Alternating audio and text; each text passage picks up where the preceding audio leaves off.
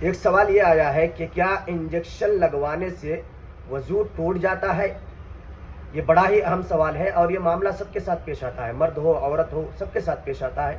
تو سوال یہ ہے کہ انجیکشن لگانے سے وضو ٹوٹ جاتا ہے یا نہیں؟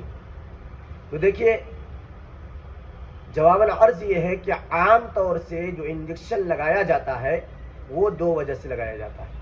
نمبر ایک، یا تو بدن میں دوا پہنچانے کے لیے یا پھر خون نکالنے کے لیے۔ خون نکالنے کے بھی مختلف طریقے ہو سکتے ہیں، ٹیسٹ کے لیے ہو یا کسی کو دینے کے لیے ہو۔